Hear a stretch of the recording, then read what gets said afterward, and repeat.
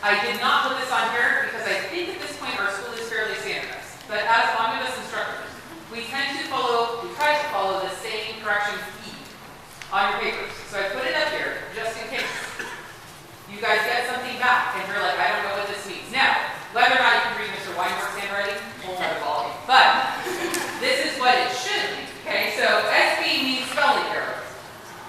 Right? That means you did CHEIR, it should be CHERE. It means you gave me human being, BEAN, one of my favorites, instead of human being, BEING. My Omnis usually get regaled with some of my favorite misspellings of all time. They will have to wait for that because there are some students. There's like a little, it looks like a little, like, I don't know, you're working out of the rice patties kind of app. And then it has like a semicolon or a period or a comma after that that means insert here. That means you need to put a comma in, you need to put a period in, you are a run-on sentence, and you're not Paul. So, like, be false. So, it means insert punctuation. Question mark usually means clarify. We have no idea what this means. Are you speaking a different language? Is there a subject in here? Usually just means we have no idea what we're talking about. So, that usually means clarify. WC does not mean water closet or anything along those lines. It means word choice. So that can go along the lines of, I think you've used a word here that doesn't mean what you think it means. Or it could mean you've been too casual in the words you use. Generally, we're trying to get you guys to use a little bit more elevated language. So avoiding words like, I don't know what you're saying anymore. Literally. Yeah, literally doesn't probably ever need to go into an essay. Very, they said, go with those kind of things. Well, I don't. Very Huh? Yeah. What was your response? Peter, what was your response to your murder? Banger. Blaze. You cannot, like you're writing, if he ate a glazed donut, you cannot use, like, that was totally glazed in an essay in my class. Okay? You can, and it'll get WC next to it, you'll lose marks. So, What about bangers? What about fire? no. Yes. Look, He ran into the fire. It's fun. that is no That's legitimate. Even a low-key note is fine. So, listen, guys, I give you the same challenge I've given every class since the dawn of my teaching career, which is, at the point that you can write like Milton or Shakespeare, you too can create new words in the English language or use other words in new and creative ways. And then you're there yet. So for now, follow the rules. Until, in record, you get some pretty good capacity, but probably not Omnibus. The little squiggly lines under something needs italicized, because that's the best correction we've come up with at this point for how to do that. If you see one of your teachers put like little lines in between words with the little caps again, that means put hyphens in. Hyphens are different than dashes. You will have to have that conversation with your teacher at a different point. If you're very angry, continue to have this conversation until she, maybe always actually. That little weird backwards looking alien needs a new paragraph. So that means start a new paragraph. This is too long, usually, or like you need to indent a paragraph, something like that. So this is the general key that all teachers will use. Do you have anything to add, Mr. Sarr? FRAG. Oh, FRAG. It does not mean start a new paragraph. It does not mean fragile rock, which I'm going to reference to. FRAG means fragment. It means you are missing either a subject, a verb, or a complete thought. Because every now and then you can have a subject and a verb, but it's not a complete thought. So it means it's a fragment. Fix it. Anything else to add that you guys just saw?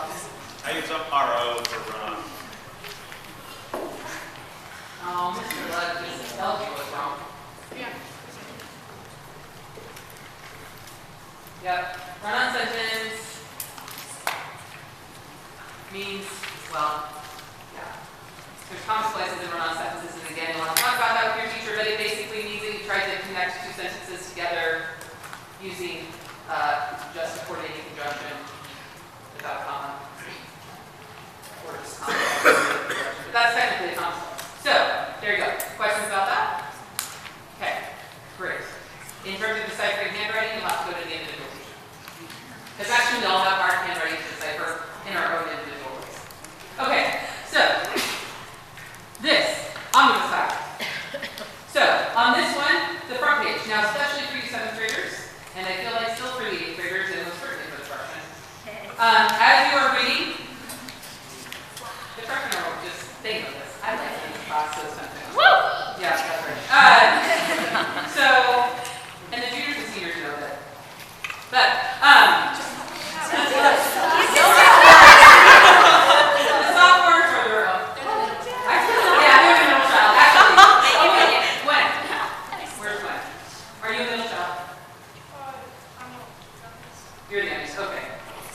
Is your, wait, middle? And second. Oh no, we have everyone in there. You have the oldest? You have a middle? I don't have my half, but it'll be at like our. Oh, actually, you're perfectly represented class. Good job. They're very No, messy. that's why they're so well. No. It is true though, Lucy will attest to the fact that because the sophomores are just such a green field class, I forget about them all the time.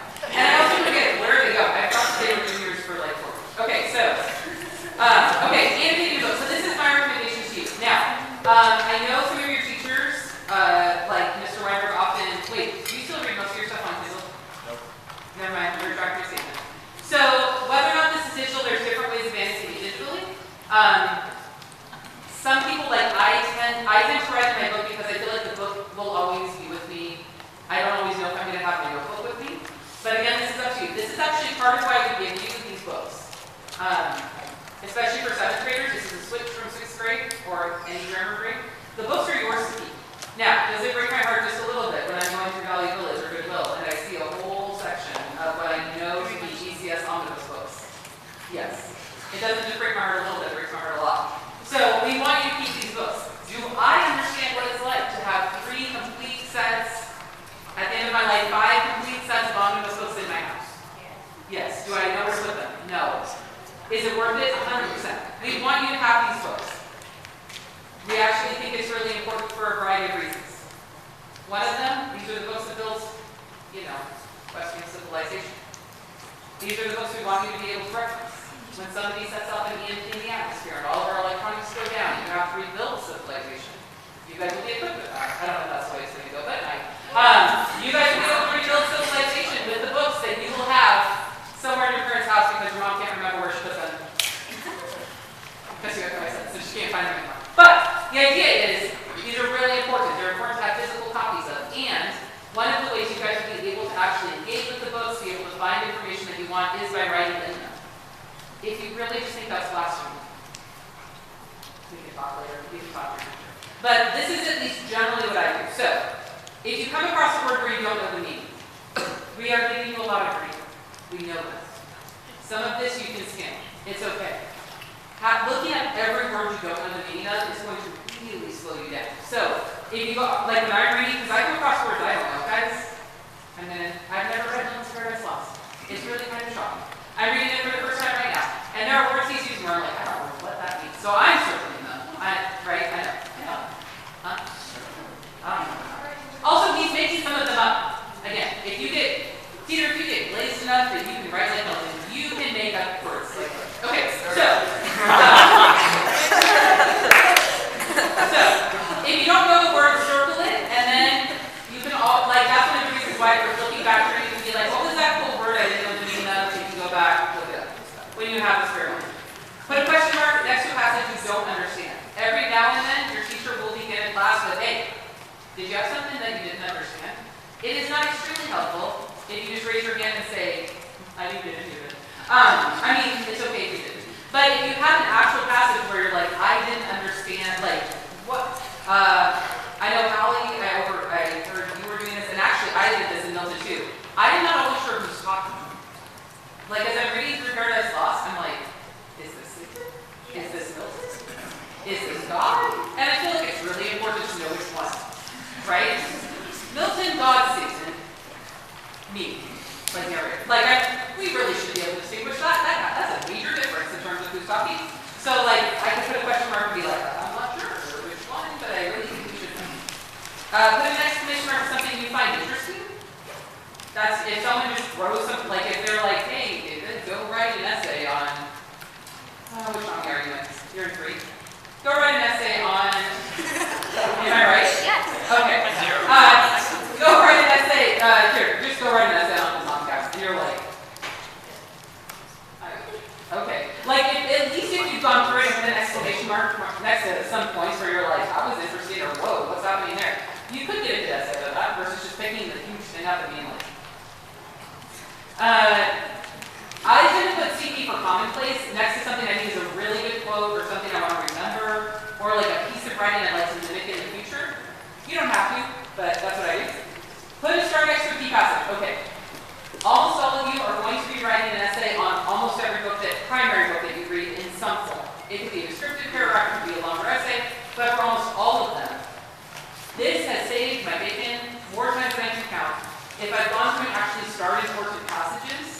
And then I know, like, because I don't even necessarily know what I have to write the essay on yet.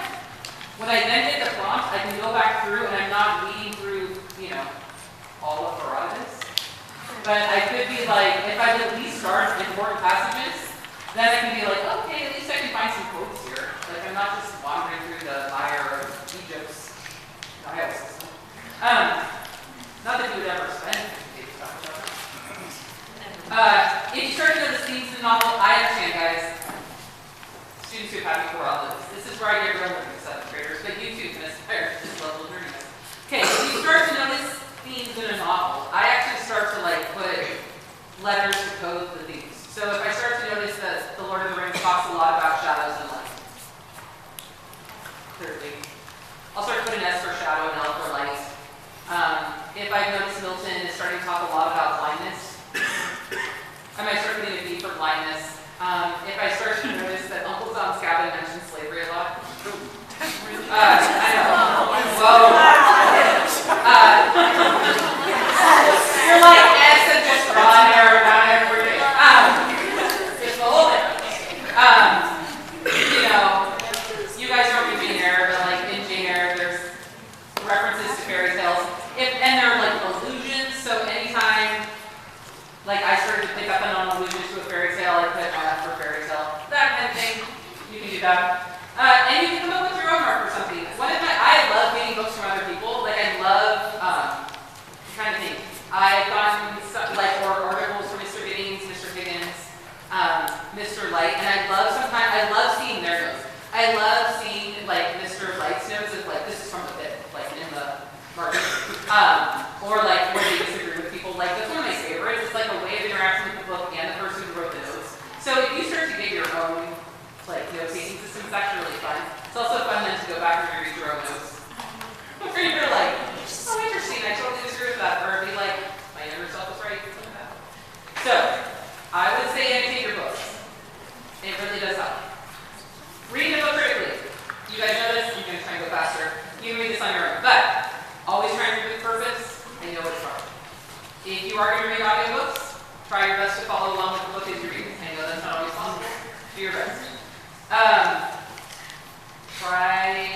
This is probably the biggest thing for 7th and 8th graders and probably 9th. If you have a strong emotional reaction to text, because that tends to be where you're starting at, if you're like, oh, that was gross, or that was beautiful, or I hate that dude, or this feels weird, like this book is feeling kind of off and I don't know why. That's the kind of thing I'll make a note of sometimes in a text and then like work backwards from it. So like even if you came to class and one of your teachers was like, okay, well, what do you think about reading?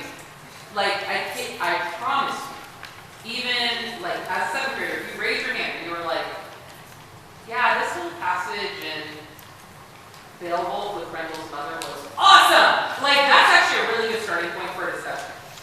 Or like, I think the way that the guys are treating Grendel's kind of neat. That's actually a good starting point. Because, is it neat to treat monsters badly?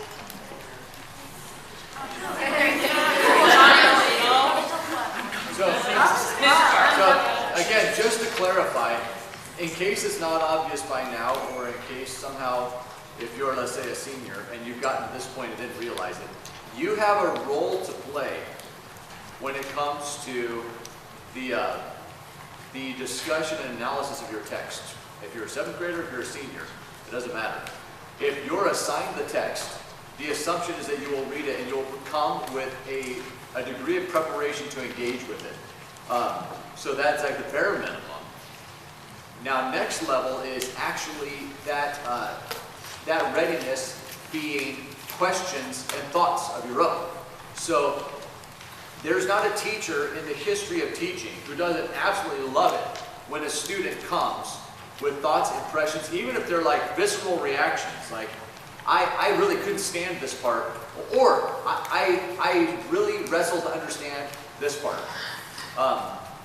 That's great. That is, going from there is, I mean, as a teacher, I would rather go from that point than whatever it is that I had prepared, like every time.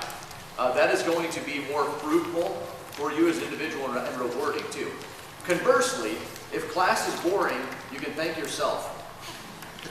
So that is, if you don't come prepared, if you come just as a consumer, hey, here I am, teach me. Well, I mean, you shouldn't expect that you're going to benefit from the class nearly as much as you could if you came with some thought. So that's a strong encouragement. Trust me, it's a lot of fun. As a teacher and as a student, when you're going to get way more out of it, you're going to remember more of it 10 years from now. But just to restate what Mrs. Bowers is saying, like, engage with it, mark it up, come with questions, come with thoughts, come with things that are difficult, and be ready to engage. And you'll have a lot more fun and get a lot more out of it. Those are your desiring concepts in the moment. Okay. So, how to quote things, how to integrate quotes. We'll talk about more of that with your teachers because I've already taken this. Okay. Next, we're going to go through each Omni. So, Mr. Olson is going to do Omni I. Quick overview of the books. If you've had the Omnibus, just enjoy this just meditative walk through memory. And just a good refresher course. So, Mr. Olson's got 1, Mr. Weinberg's got 2, Mr. Lugg's got 3, I'm taking 6, and then Mr. Sarr's actually got your combined Omni. And while Mr. Olson's talking, I'm going to pass out this. So this is the schedule of every book that you will be reading, including the secondary books. With the page numbers for the secondary books, at least, because ain't nobody got time for me to fill in all that. But they should have also the dates of your rump pie. Rump pie? No, Rumpuses? That sounds good. So, listen to Mr. Olson, I'll pass these out. All right.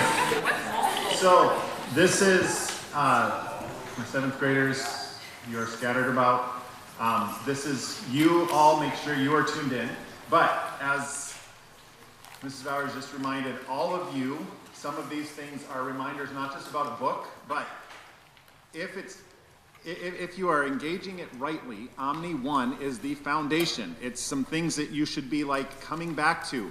As you, 8th graders especially, as you are going into these next Omni seasons, you should be able to go, oh yeah, that actually, I remember or connect something there. So as one of the big goals, and you can go to the next slide, one of the big goals for Omni I, and so 7th graders, this is what you should be expecting and seeing, is that we're trying to set these writings, set these things in time. What does that mean? When did these things happen? And when do these things happen connected to other things? Okay? Set these writings in place, like maps.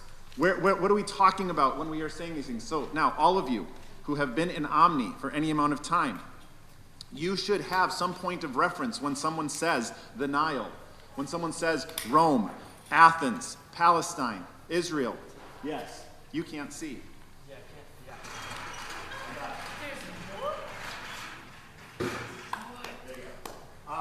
Okay, so you should have some idea of what does that mean when we say Persia, when we say Greece, Rome. Not just in the sense of like, oh yeah, I've heard those words or places before, but what does that actually mean? So here's a little bit of just all of you advanced Omni students. Just good questions for you, okay? Do you have any idea what would have been happening in Israel? Who would have been ruling in Israel during the time that Odysseus was trying to find his way back to Ithaca? Any guesses? All right, do we have Old Testament? Okay, so who's in charge? Go ahead, Joshua. Who's in charge during the time that Odysseus is traveling around? Okay, that's the time it's written. Battle of Troy. Yeah. What's happening in Israel in 900 AD, Boaz?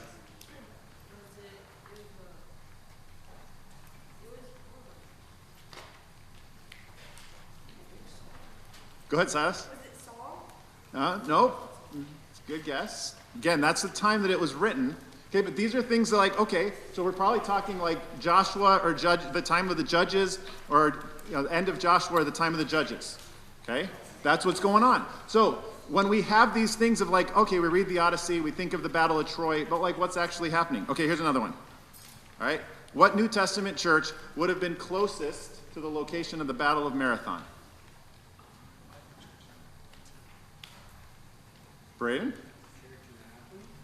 Church in Athens. Okay, well, there was, we don't have, so I was thinking of a church that like we actually have a book named after. So the book, but I mean, Paul is in Athens, that's valid. Edie? Corinthian church, because we're talking Greece, Corinth, okay? So these are things that you should be starting to piece together and put together, okay? If you are an older Omni student, you should still be doing this, okay? If you are an Omni I student, I want to be working with you to make sure you're understanding some of these kinds of things of, I see and understand where that is on a map, where that is on a timeline, okay? So, also that you are growing in your reading, writing, and thinking. I mean, that is just basic thing, but we'll talk more about what that actually looks like as you are engaging these big kind of heavy things. And appreciation for classic writings. That doesn't mean you're going to love everything that you read more than you've ever loved anything in your life. But you should appreciate and say, I get that this is a really profound way of writing, or that I understand why these things have lasted for the time that they have. Okay, a few major themes that we are going to keep hitting in Omni I. History. History as God's story. You maybe have heard that. History is his story. Okay, all of history is God's sovereign hand and God's sovereign control over all those things. How he works and orchestrates all of it. Okay? Also, just the concept of story and epic and myth. We read some really fun epics in Omni I, but understanding what do we mean by story and epic and myth, and in the C.S. Lewis kind of way for those of you older ones. In other words, that story has some of that profound, ancient wisdom, reality about life, reality about people, reality about how the world works reflected in it. Even the ones that are written by pagans and people that have never really understood the truth of Scripture, they still get a whole lot of story things right. Why? Because God's story is reflected in all of life and people and all of that. And so we're going to see that, how those things point to true and ultimate truths and ultimate story. Okay? Culture and worldview. This is a big part of Omni, but in Omni I, looking at beliefs, values, customs, traditions, language, art, social behaviors. That's what makes up culture. That's what's talking about culture. And so how are those things shaping a group's identity, their understanding of the world? Why do people do what they do? Whether those people are followers of God or whether those people are pagans. Okay? What's important to people? How do they view the world? How does that line up with what the Bible says? When we look at how the ancient Greeks viewed the world or what was important to them, what of those things are like, yeah, that's good. That's what the Bible says should be important to you as well. And where do you go? Nope, that's off. Okay? That's a big part of understanding and what we encounter in these books. A big part of that, and I don't have it on the slide, but is specifically in regards to like governing, leaders, law, rule. We see a lot of that in this cycle. How decisions are made, how people interact with one another. And then the one that is up there is heroes and heroism. What makes a hero? What makes for good character? How does that develop? Okay, we're going to see that in. Okay, now, here is the go fast, don't worry. If you're an Omni I, we're going to talk more about all of this. But just really quickly, here's the books, and here's why they're a part of what we're doing. Genesis, it's a book of beginnings. It's important for us to understand the foundations. This is where the world started, where people started, where civilization started, where family, all of these things. So we're going to see the big book of Genesis and how things start. Okay? The book of Exodus is the beginning of Israel as a nation, Israel's history, God's law, God's establishing expectations of his people, what that looks like. Okay, so this is God's redemptive history. Okay, so we're seeing all of that in the book of Exodus.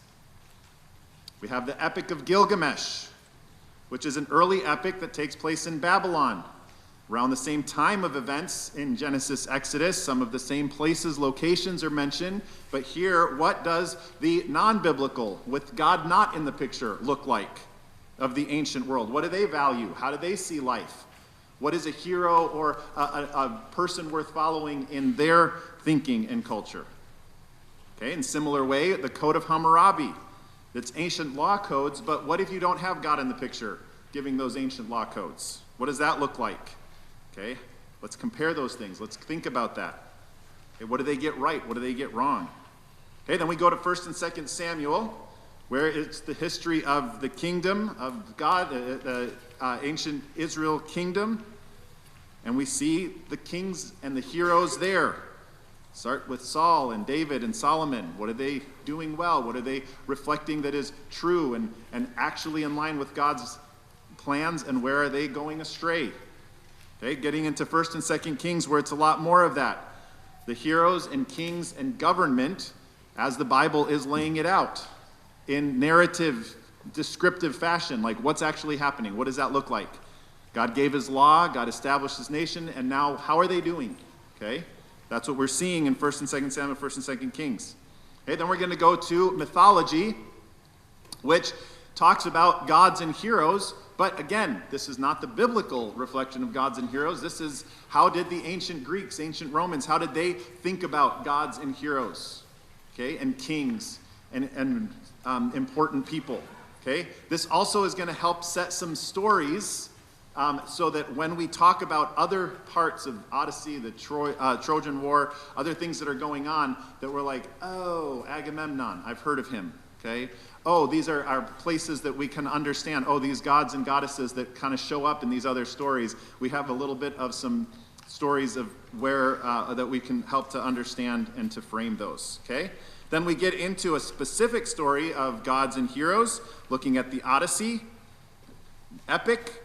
What is going on in his life? Is he a good example of a hero? What does he value? How does he lead his people? How does he make the decisions that he does? Okay, what does that look like in an epic, and also understanding epic poetry? What is an epic poem? What does that style mean? What does that look like? Okay, then we go to Herodotus. Herodotus, the father of ancient history. Okay, this is the move from Persia, from the east, from Assyria, Babylon, where that was kind of the center of a lot of power. Now we're moving to see where the shift goes into the Greek and the Western, and moving away from and into some other areas. And really, this is a great place to understand how the values and culture shapes a people, what's important to them, why they make the decisions that they do. Herodotus does a great job of that, and then it helps us to see and understand the actual events that have shaped so much of history and where we're at now. Okay, from there, we go to another historian. We go to Plutarch. Nope, I'm sorry. I got them out of order on my notes, but the Oresteia Theban trilogy.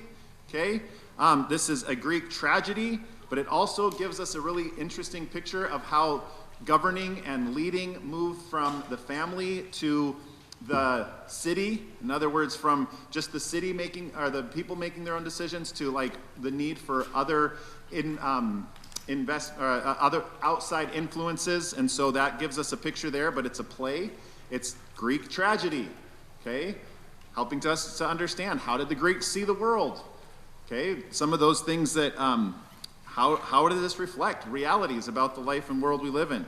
Okay, next, we got Plutarch's Lives. These are biographies by Plutarch, and he pairs famous Greek and Roman figures. He takes a Greek guy and a Roman guy and puts them together and talks about their lives, the character, their achievements, focuses on their character, their motivations, their actions. Okay, so it helps us to see what is virtuous, what is character, how is that shaped, okay? Then we go to the last days of Socrates. You can skip that. Theban trilogy is Oresteia. Did I separate those on there? Yep. No, wait, did I mention? Okay, so we have Theban trilogy, we have Oresteia, the Oresteia, and then the Theban trilogy, more Greek tragedies, story of Oedipus, and all sorts of good, looking at what, how life is shaped by the decisions you make, how, again, the ancient world saw heroes, values, systems of thinking. Okay, last days of Socrates, look at the Socratic method. How did Socrates teach? Why do we still talk about Socrates? Why do we even talk about teaching the way Socrates taught? Understanding how he got his point across, understanding what that method means and what that looks like, as well as understanding some things about law and the afterlife and how people viewed things in that time. Okay, the history of Rome. Rome then becomes the center of all sorts of things, not just of power, but of influence. And so understanding how does that begin? What are the origins of? And where and how has that shaped the things that we even think about now? Okay, the Gospel of Luke. We're going to look at the history of the Gospels, that time in history, what is happening in the life of Christianity at the same time that things are happening in the history of Rome, what is happening in the Bible. Okay, and so the book of Luke is a good historical account of Jesus, and we see Jesus in context in history. And that moves us then into Acts, which is the early church, and seeing what is happening in the early church around that same time, around those same places. How does Christianity begin in real time and place as we understand what the history of Rome is and what just Western civilization is doing, and then understand how God and his movement and his work is influencing and affecting all of that. Okay? Then we go to the Aeneid, which is the Roman epic. We saw the Greek epic with the Odyssey. It's a Roman epic, again, looking at history, but also looking at heroes, character, seeing how things are shaped, and the values that go along with that. Go to Julius Caesar, a dramatic representation of the things that we've been reading in Livy and history of Rome. What did it look like to see all of the establishing of the governing and the ruling in Rome? How did that actually play out? Here's a drama that Shakespeare writes that gives us a picture of what that might have actually been looking like.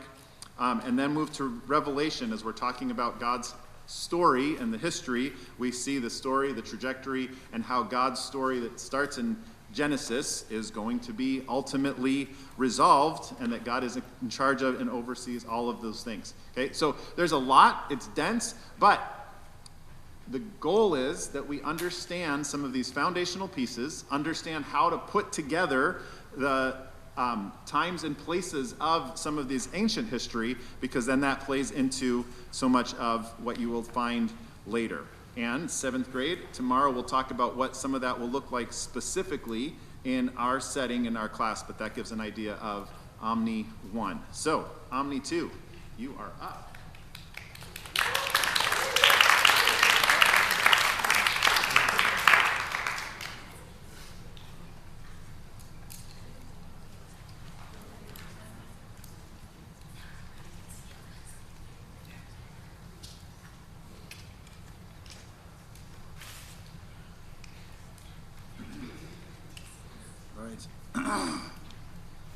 This should go great with my voice today. I am thankful for the mic. All right, so Omni II, fun times. And I don't know about you guys, but I just nerd out hearing about Omni I books, and now I want to go do Omni I. But I get Omni II this year, and I'm excited for it.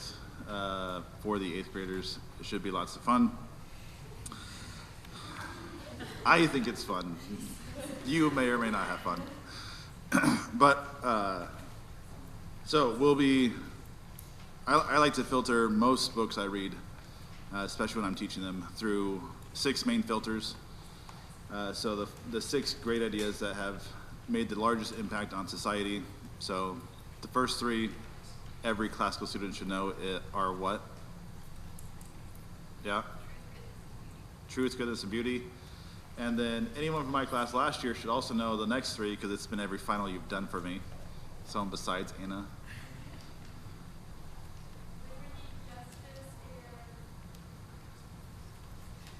Good job. And you're forgetting the one I always forget as well. Equality. Good. Well done. So, truth, beauty, goodness, liberty, justice, equality. And how those ideas have changed through time, history. So yeah, I like looking through those facets. So pretty much every book will be asking those 6 questions at least, some way, shape, or form. But we start off, so 2 is medieval. So we pick off from where Omni I left off and basically go through the Reformation. So Eusebius is the first one. So if you do Herodotus, which is the father of history, Eusebius is the father of church history. And he has some, I don't know, I haven't read it before. I'm about 100 pages in. And reading him, critics say that he's not super accurate, but so far I haven't found any place that he's wrong. So I'm curious why he's inaccurate. But he's looking at early Christianity from 1st century to the 4th century. So he was born, they actually don't know when he was born. So around 260 to 265 AD, and died around 339 AD. And he wrote this book probably around 325, so towards the end of his life. So yeah, there's problems with the book. But yeah, we read it because it's the first and massively influential history book for the Christian faith. Very important. And just in the 100 pages I'm in so far, what he's doing with theology is really interesting because he's dealing with a lot of heresies at the time. And he's setting up the church history to deal with these heresies in a very useful way. So lots of good things there. From there, we go to St. Augustine of Hippo in the Confessions, which is probably my favorite Augustine book out there.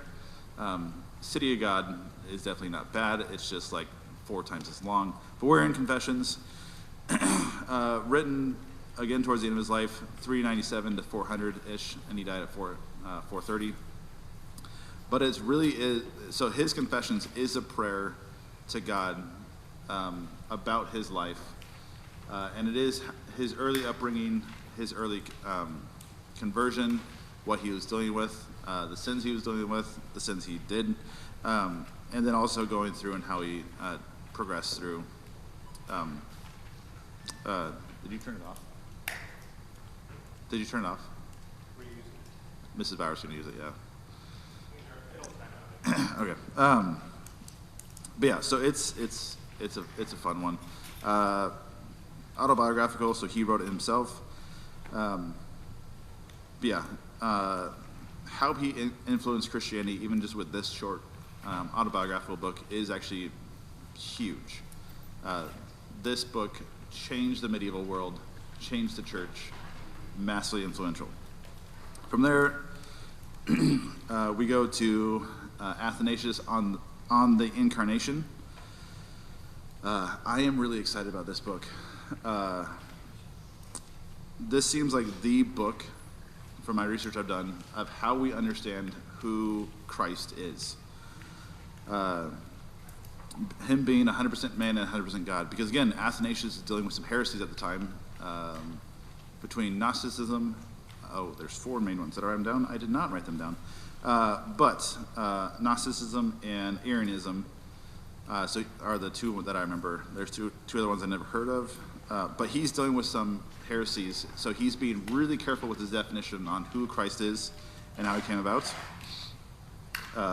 So I'm really excited to get in there. But being the fact that we all come from church families, a lot of the book can very much be a no-duh kind of book. But looking at it as really defining how we understand the world and Christ is actually a really big deal. So yeah, from there we go to the creeds. So the Apostles' Creed, why do we say that every morning? The Nicene Creed and the definition of Chalcedon, these are all in your Omni textbooks, which I have in my classroom. We'll be digging through those, just learning about how they developed, what they were trying to do, and whatnot. So yeah, big things there. But yeah, so the Apostles' Creed, weirdly it is based on the old Roman Creed from the 2nd century. And then it's been changed like a bunch of times. And I think the form that we say every day is from like the 700s. But it does, the earliest form of the Apostles' Creed is from Gaul in the 5th century. And it just kind of weirdly pops up in different places through our history as it goes. But yeah, it really shows, if you look at the Apostles' Creed and then go to the Nicene Creed, you see the development of theology and how the ideas within Christianity have been more refined. Again, with the definition of Chalcedon in 451, which is actually the split from the Oriental Orthodox Church. So at that point, we have two big church families. So the Catholic Church and the Oriental Orthodox, and then you have more split-offs later on between Greek Orthodox, Eastern Orthodox, Protestant, eventually. But again, each one is a narrowing down of definitions as we develop theology and as we spend more time reading the Bible. The definition of Chalcedon is going against the Arians, the Apollinarian, the Eucatarian, and the Nestorian heresies at the time. So it was really trying to weed out different things that are popping up throughout history. Let's see.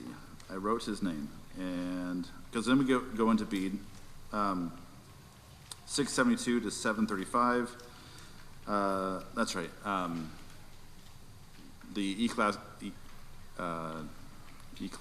ecclesiastical history of Britain. We're looking again at how the church rose up, so off of Eusebius, but mainly looking at the English people. But he does go from the death of Julius Caesar to 731 AD, which is his time when he finished writing the book. Bede really has access to a really good library. Because again, books back then, you hand wrote them, more like hand painted them. So they were like, it was your life work to like illustrate a book. It took a long time. So books were very expensive, but Bede had access to one of the largest libraries at the time. So he actually got to do real research, unlike Eusebius, which is kind of like piecing things together from what he knew. But Bede also really liked Northumbria and didn't really like Mercia, which are the north and southern parts of England. So he spent way more time in praising Northumbria and way more time dissing Mercia. So he is very political and religious in the work, trying to praise Northumbria. But yeah, he has a bias, everyone does, and so when reading it, you look through the bias. Then, we gotta live like a monk for a week. We are doing the rule of Saint Benedict. 480 to 457 was his time period. Saint Benedict founded the Benedictine monks. And so we're gonna read his book on what ruled the monks. We're gonna act like a monk for a week, so you have to do something or something, I don't know what yet. We'll get there. We're at least weeks away of that one, but it'll be fun. I haven't read that one, so I don't know what's in it, but it's the rules. Then, now we get to hit the really fun ones. So after Benedict, so after you be a monk, way to go do Beowulf. Nothing from Beowulf? Come on, people. It's Beowulf. It's why we call it the Mead Hall. It's why the Sarrs are Herat. I mean, it's Beowulf. Come on. The story takes place around the 5th or 6th century. Manuscript is right around 975 to 1025. They don't actually know when it was written. But yeah, 8th graders, if you don't know about Beowulf yet, I'm sorry. This one, like, I don't really want to spoil it for you. You just got to get in and go. It is an epic poem, though, tracing the exploits of Beowulf. Should be fun. But yeah, I'm not spoiling that one. I'm also not going to spoil the song Roland, which the one we read is translated by Tolkien. And the date that I found just seems wrong to me, but it was said it was translated in 1975. That just seems wrong because I thought Tolkien was dead by then, but I couldn't find any other dates, so I'm going with it. But the original poem was 11th century. You need to start Wayne in the Green Knight. Shoot, I am doing that. Yep, sorry, wrong one.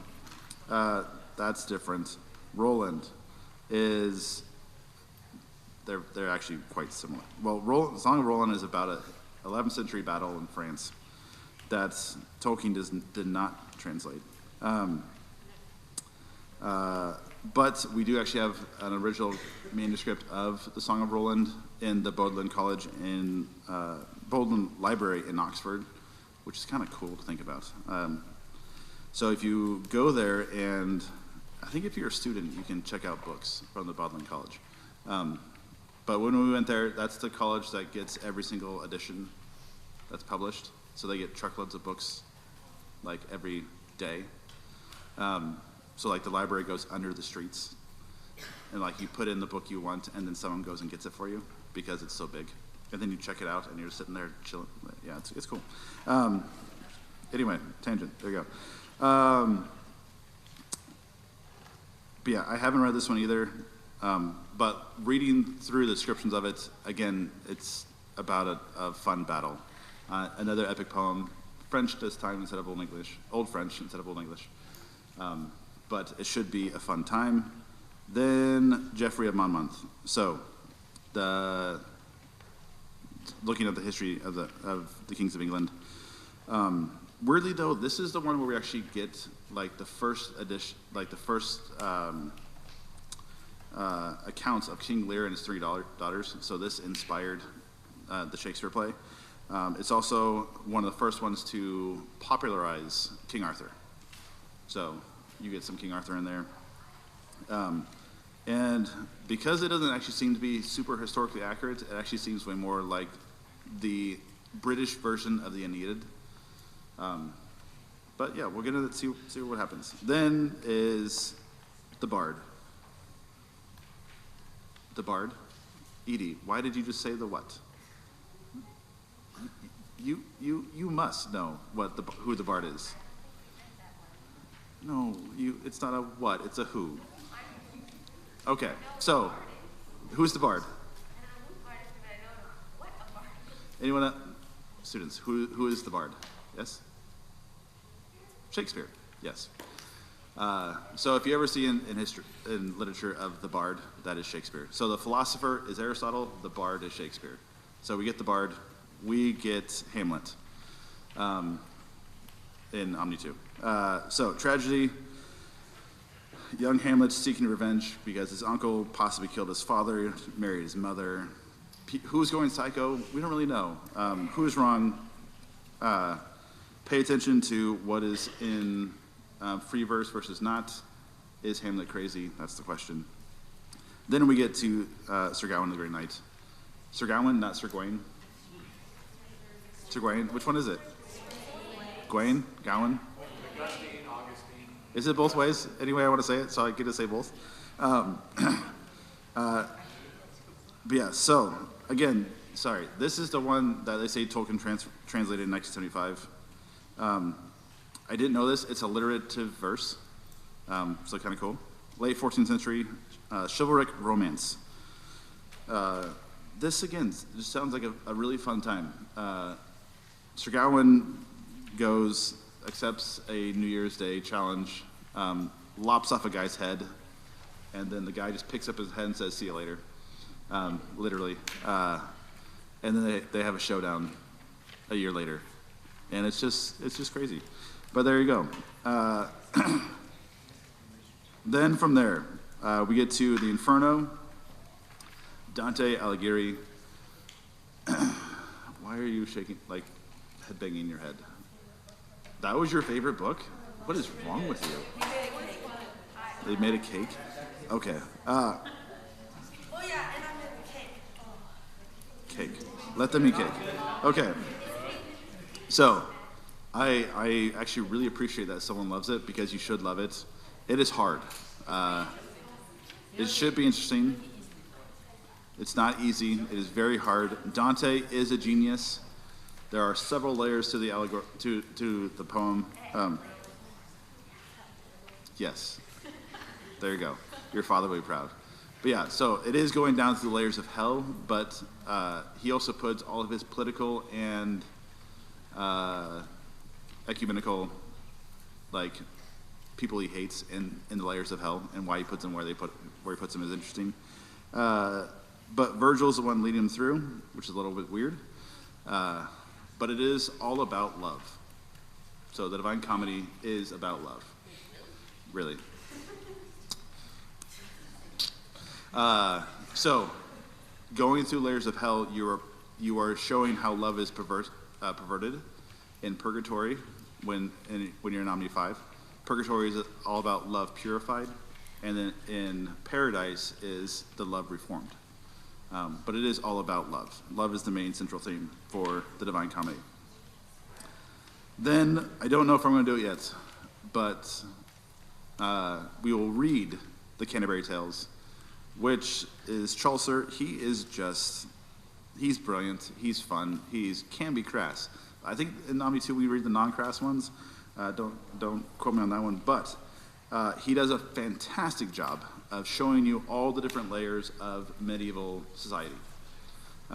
So it's, I only wrote it down, but it's like 33 pilgrims going to Canterbury to venerate what, Father?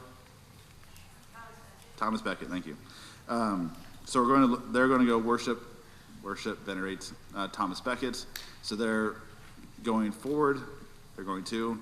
Chaucer had planned to write 4 stories per person for like 120 stories, but he got tired or died, and so he didn't finish it.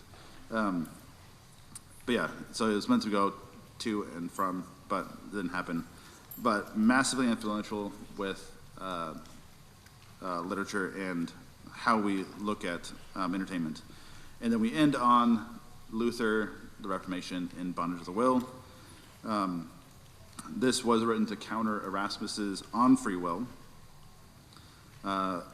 Luther would probably be mad when I say this, but looking through this book, it is thoroughly Calvinistic. He'd be annoyed that I can say he's Calvinistic because he wrote it first. He would just say it's doctrines of grace, looking at how to understand Romans. Luther would probably just say it's biblical. But basically it's saying that man must be saved by God.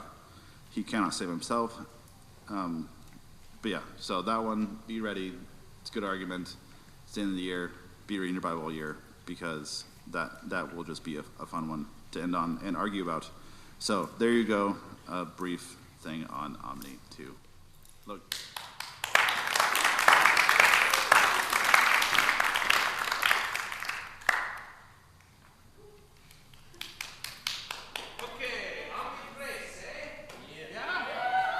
That was a little bit of Italian, a little bit of Spanish. Spanish with an Italian accent, maybe? Luigi, Mario, I don't know.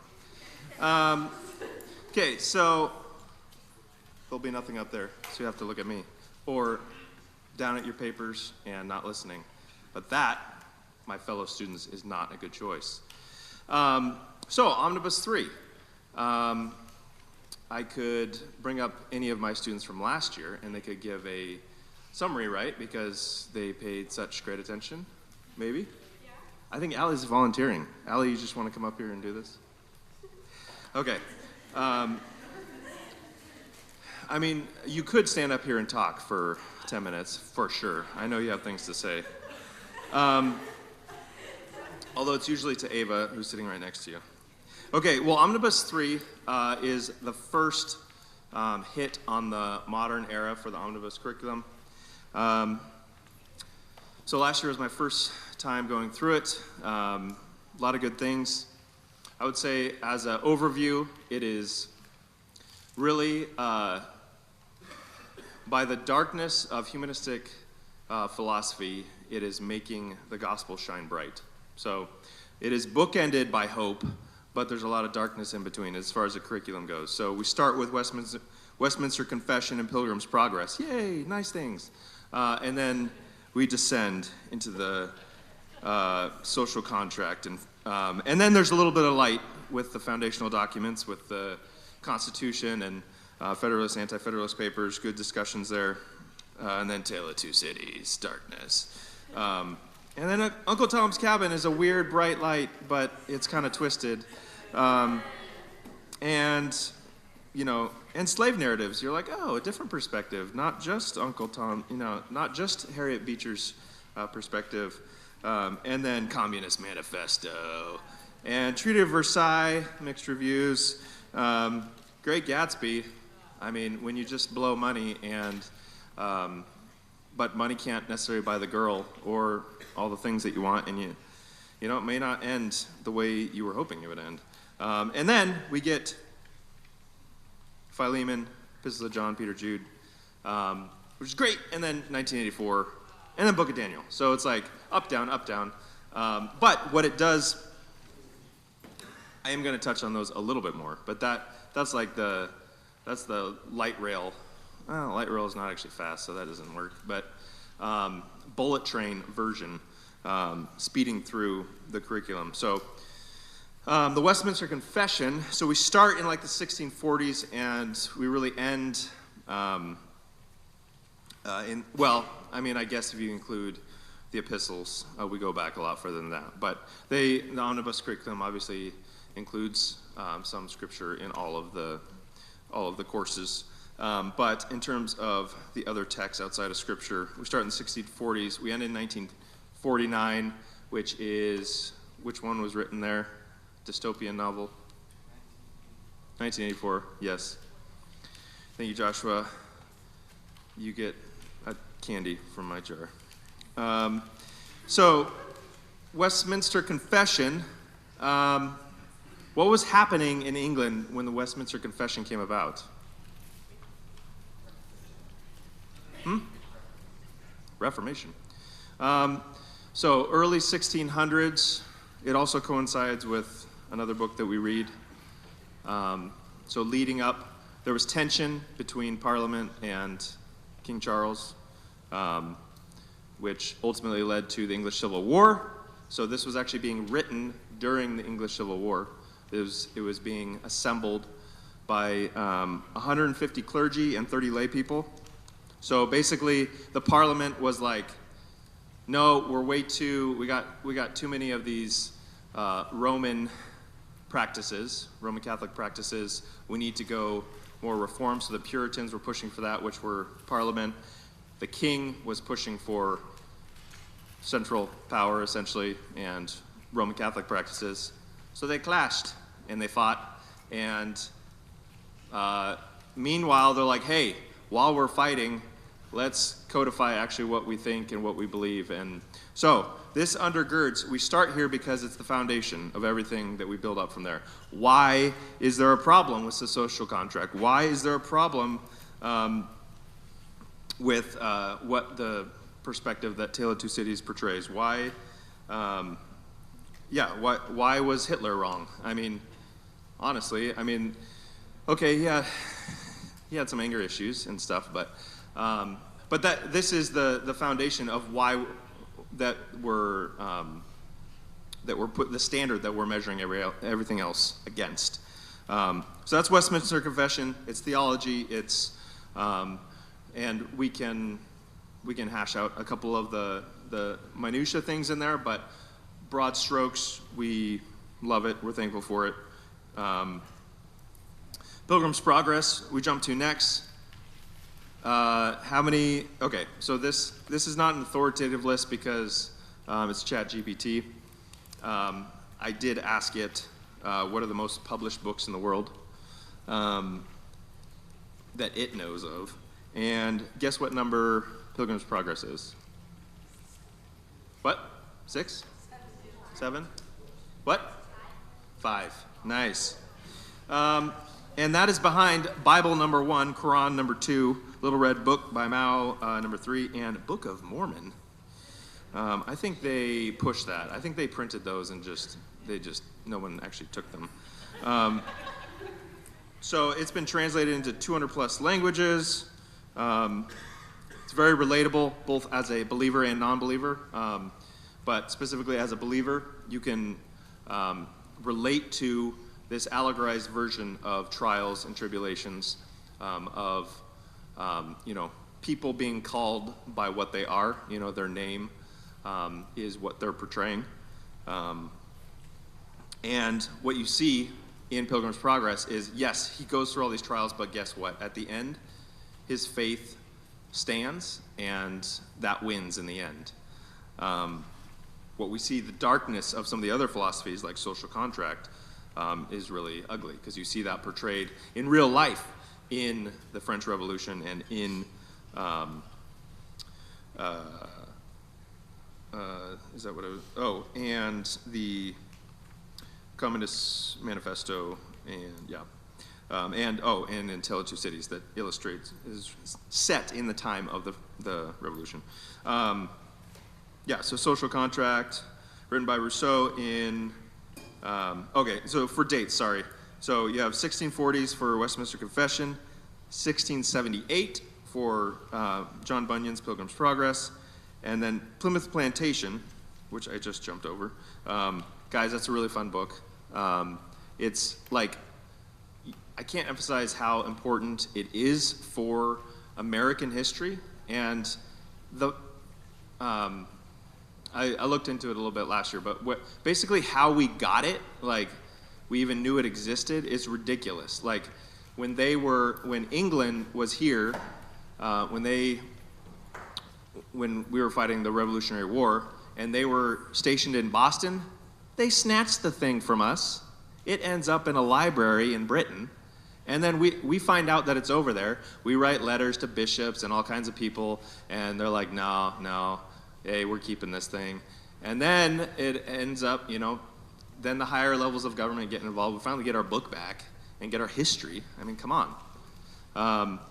So it is actually a crazy story of how we got the book, but then also it's the central document for what happened at the founding, like 1620s when they landed, and then all the things that happened, all the social experiments of how to establish a group of people in a new world.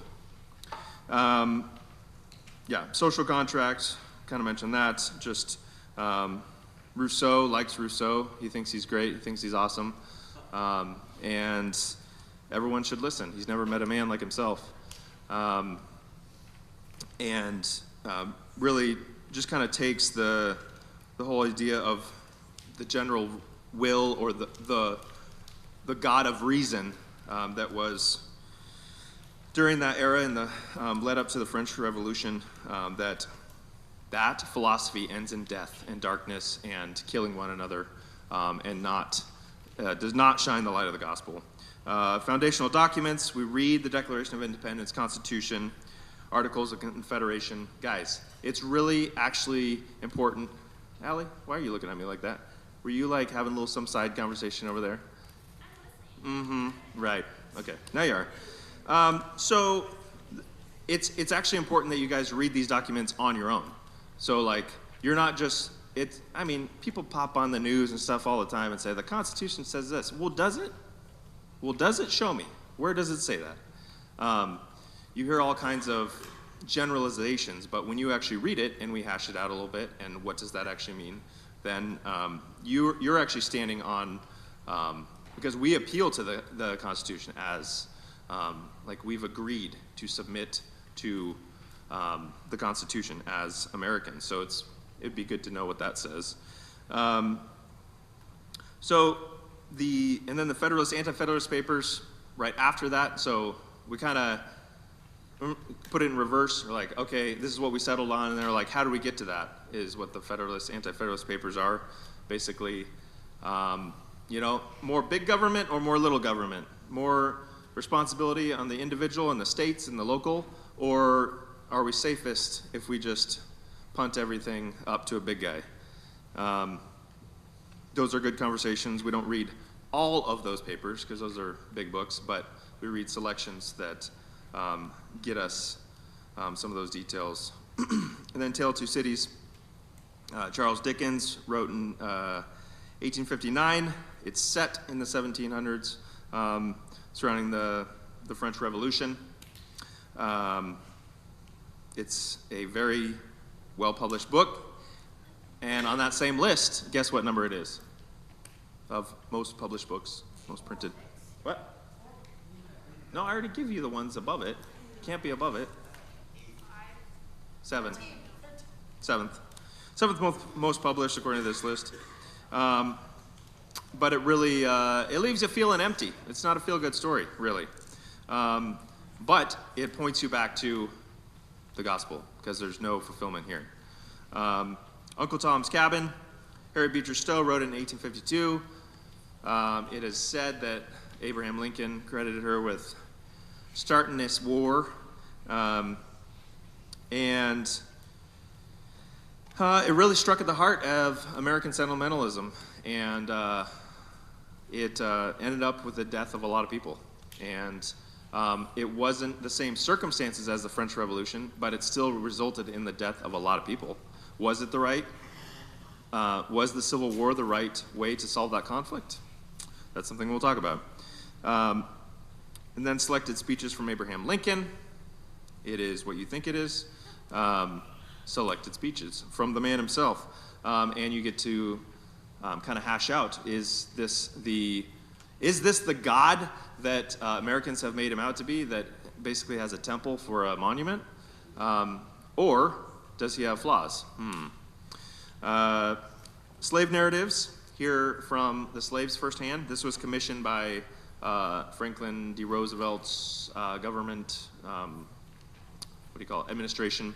During the 1930s, there were still former slaves who were alive that they could interview. And you actually get a different picture than Uncle Tom's Cabin, where it's not all slave owners horribly treating their slaves, though there are those. And then there are also those that have a really unique familial-like relationship. So you get the broad spectrum there.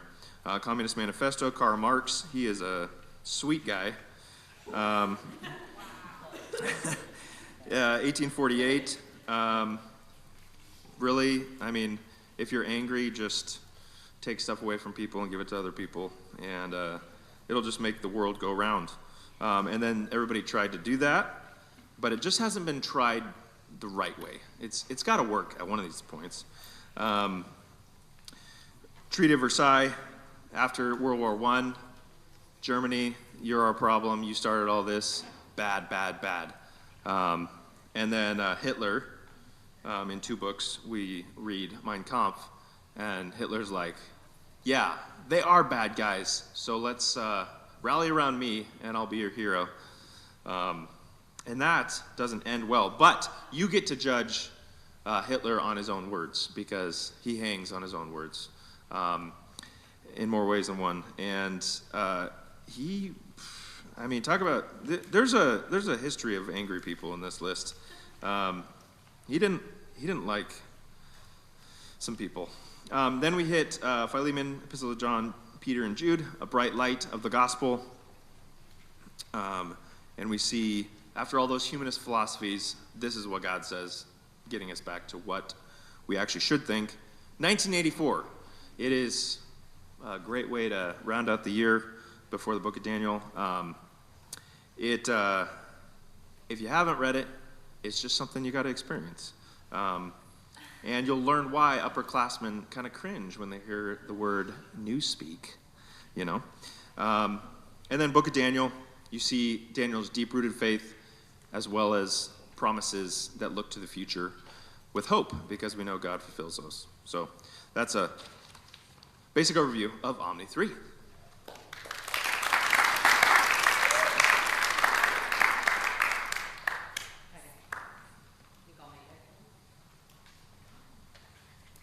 All right, so Mr. Lugg and Mr. Weinberg, did you plan your outfits today?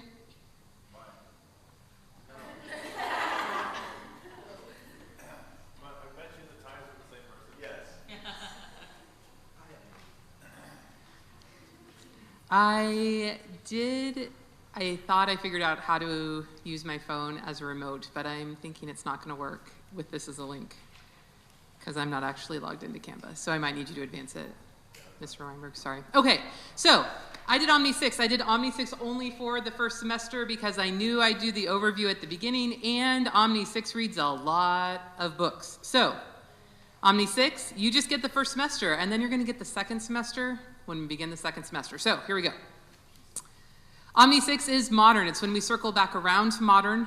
This one actually has a few less hopeful touch points. So get yourself a therapy goat, or get yourself some blue light, or just get yourself candy, because Omni VI is a little bit of a unflinching, unblinking look at what the modern era turned out. So I've already told, I get 10th, 11th, 12th graders, Mr. Sarr gets them as well for secondary reading. We are not reading all of every book you took home in that box, so don't despair entirely, because it's a hefty box. But there are phenomenal books in here that, even if they have some harder parts, also have some incredible parts. Citizen Soldiers, which we're not going to talk about now because it's second semester, but there are some real highlights of the human spirit, but there are also some dark looks at what the human spirit is capable of. So we're going to go fast. Paradise Lost is our first one. John Milton, 1667. This is also written during the Civil War. This is written by someone who actually helped to overthrow Charles I and see him executed in the Royal Banqueting Hall. And then went on his way to actually be a primary advisor to Cromwell, who was instituted as the leader of that new English democracy. And then when Cromwell died, and everyone was like, never mind, bad idea. Let's go get Charles I's son and bring him back. At that point, actually, Milton went entirely blind. He was only 35, and he actually probably should have been killed. Charles II comes back. FYI, just in case you're thinking of at any point deposing a king, killing him, and exiling his son. If his son comes back into a power, pretty good shot, you're going to die. But Milton was dead. Not Milton was dead. Charles I was dead. Charles II was angry, but Milton was blind. And so they thought, well, maybe this is divine punishment. What can he do to us? He could write maybe the greatest poem ever written, I guess. So as a 35-year-old blind man, Milton actually dictated this poem to his daughters, which is wild. As we start reading it and you realize how many allusions and references there are in here that he is just saying, it's crazy. So it is an epic. Is it the greatest? Is it the greatest poem in English? Is it the hardest book in English you will ever read? We will talk about those things, quite possibly, actually. And his whole thesis is a justification of God's actions. Is it wise to write a book justifying God's actions? We will also talk about that. Next one. Is it going? Oh, it died. Yay. Okay, Robinson Crusoe. I think this is just to give you a little bit of a lifeline and something kind of fun, because it's not actually in chronological order. But next we read Robinson Crusoe, the whole one. If you've been at ECS for a while, you read sort of a shorter version, I think in 6th grade. But we read the whole one by Daniel Defoe, 1719. This is considered the first novel in English. We'll talk about what that means. And it is very much, one of the main reasons we read this is it's very much the self-made man. We're going to be talking about how the economy emerges sort of in the wake of the Civil War and the installation of Charles II and some of the ideas he brings back from France and even some of the books we're going to read and what it meant for someone to be a self-made man. I mean, think about that in a time period when basically, as usual, you're either a pig farmer or you're an aristocrat. What would it mean that, like, Joshua could just rise through the ranks and become, you know, a self-made man? That's a new concept. We take it for granted. It's a new idea that's really being sort of immortalized in Crusoe and then other books that will follow. Leviathan. Okay, Thomas Hobbes, 1651. This is, I think, part of why we go out of order is because to give you Milton and then Hobbes would just crush you. So here's a little Crusoe, and then we go right back, because Hobbes is actually writing also during the Civil War, and Hobbes is pretty, well, there's a lot of reasons we read this one, but very much scientific reasoning coming to the fore. It's going to prep you for the Enlightenment thinkers you're going to read later, and the political philosophy that he begins to advance, primarily social contract theory, which actually you've already heard about. So, moving on. Enlightenment thinkers, or Endarkenment thinkers, if you ever get a chance to talk to my dad. Late 17th and early 18th centuries, this, if you've looked at the reader, again, you're not reading all of it. You're not even reading half of it. Thank you, Lord. So, this is people like John Locke, Voltaire, there's some others in there, but you're reading sort of a cross-section, and the reason we read this is they changed the whole stinking world. And more to come on that. Next one. Wealth of Nations, Adam Smith, 1776. This one is huge. It influences modern economics and gives us terms that we now take for granted, like division of labor, free trade, competition, like the idea that competition being introduced into an economy would actually make the economy good, right? Like, again, you had like one pig farmer, one blacksmith in your town. It was kind of a new idea to think, actually, it might be good for an economy that you could have 10 different blacksmiths all competing, and what that would actually do for an economy is something that Smith really brought to the forefront and would become a huge part of our current society. Next. Origin and Principles of the American and the French Revolutions, Frederick von Gens. Okay, 1800. Understanding these is really, really important. I cannot tell you how many times as a college student I had college professors say things like, well, basically the American and the French Revolutions were the same.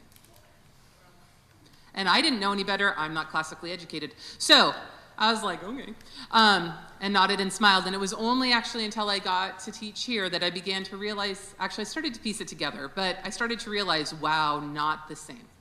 And you understanding where they might be similar, but where they are different is really important in a lot of ways. Next. Moby Dick, Herman Melville, 1851. One of the greatest American novels. Yes, that is true. Why it's one of the greatest American novels and why we're reading it, we'll have to talk about. But man, you will know more about whales and knots and rope than maybe you ever wanted to know by the time we're done. Next.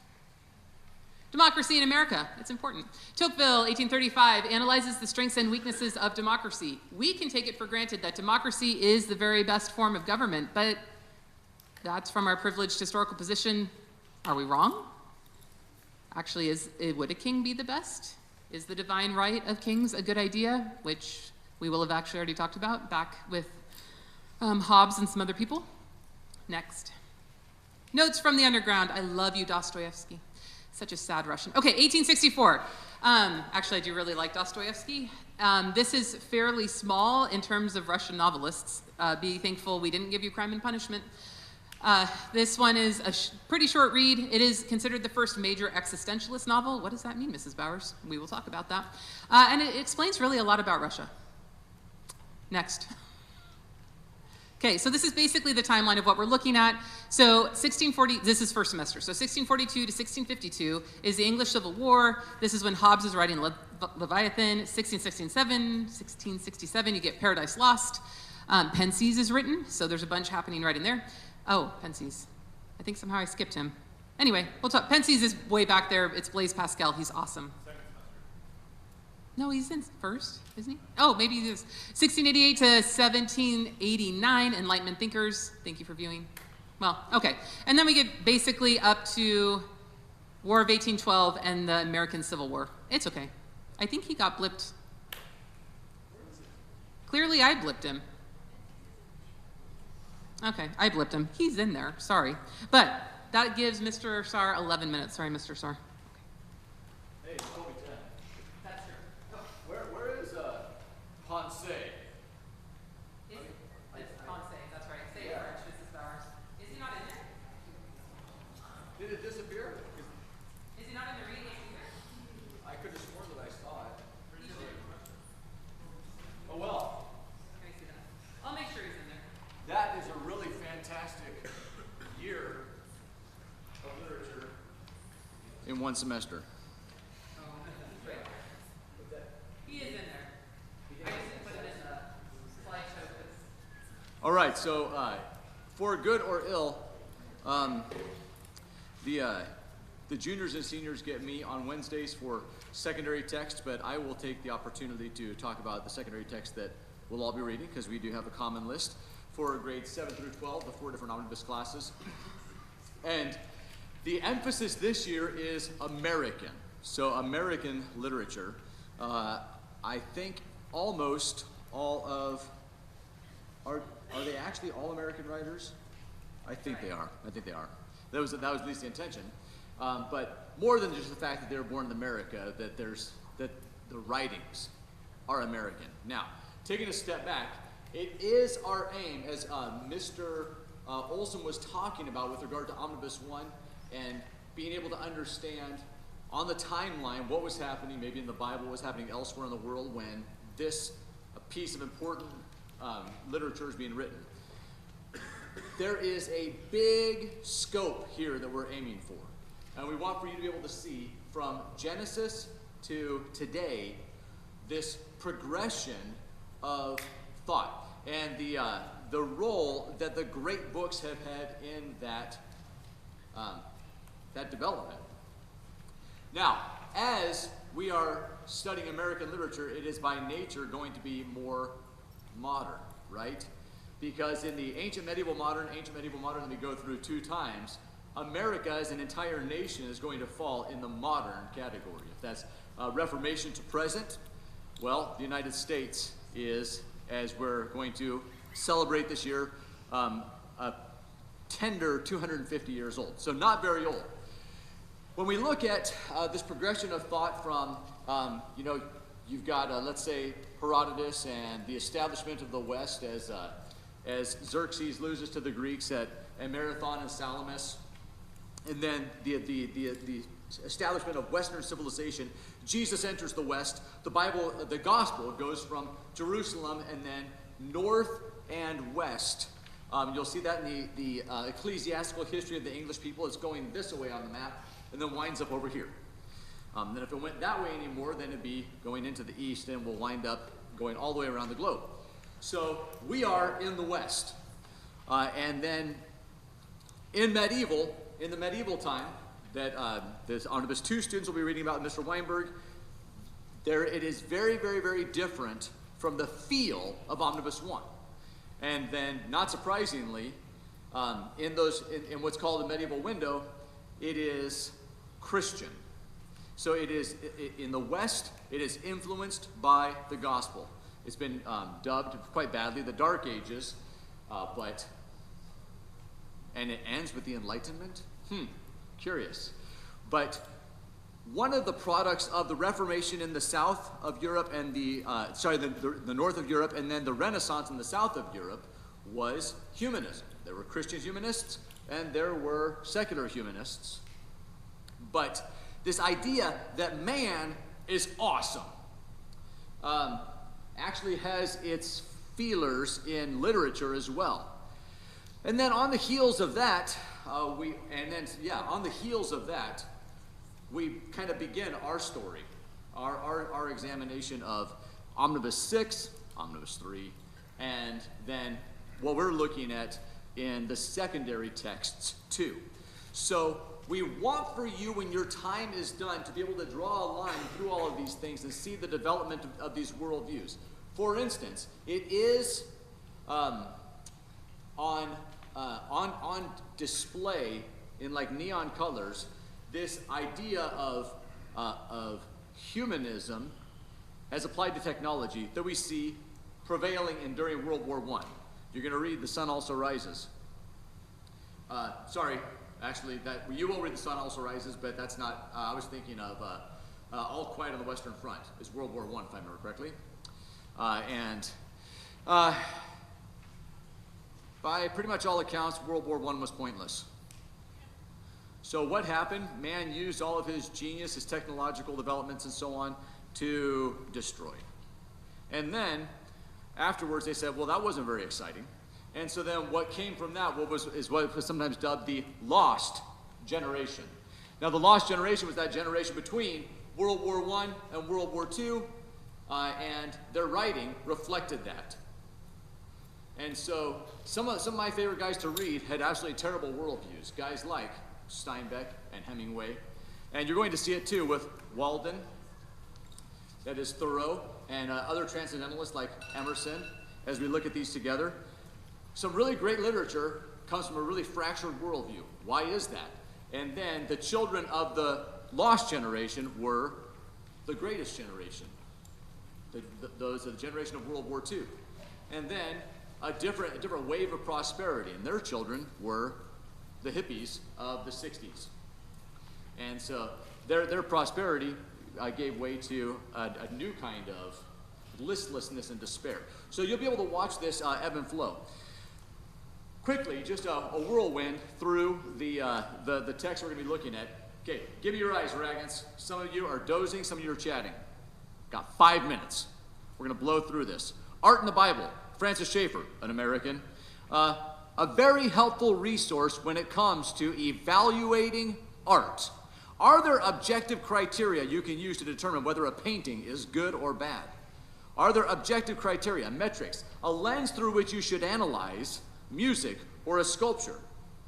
Francis Schaeffer helpfully says yes, and here's how you do it. It's one way, but a very, very helpful and short resource that we're going to start with next week. Common sense. What is the essential common ground that a culture has to hold if it's going to thrive? And very telling is that common sense, that's Thomas Paine, I believe, would be dubbed a bigot with some of the stuff that he dubbed common sense.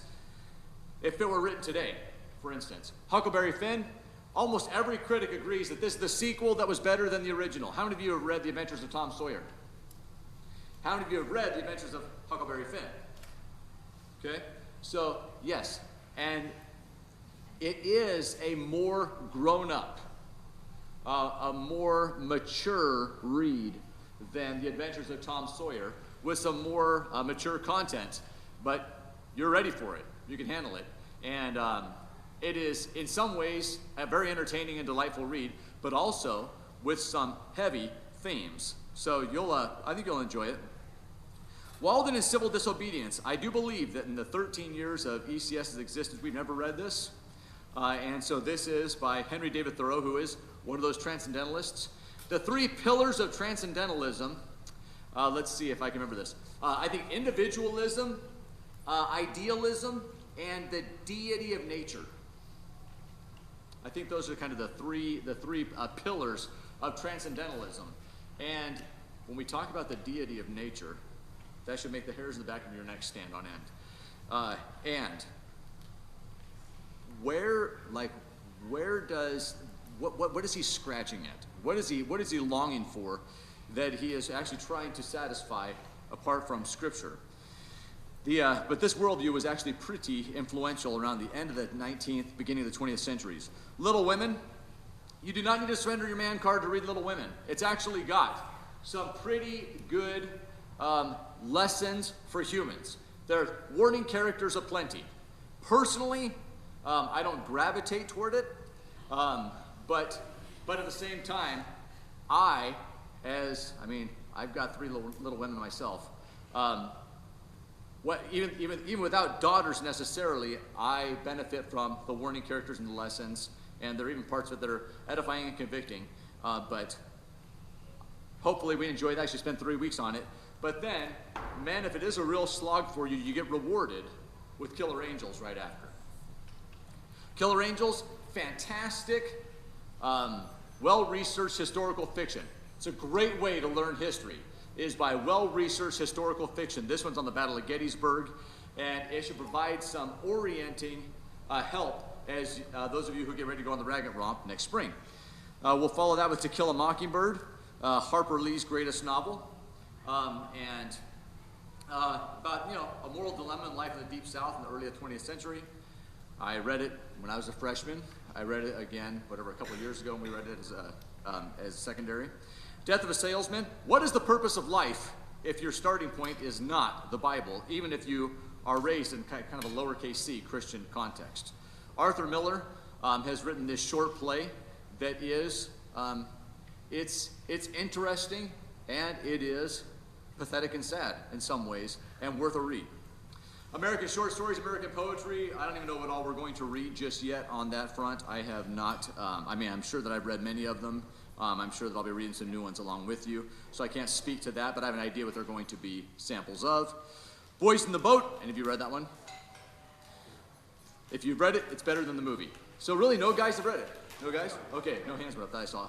Yeah, the movie's a disappointment.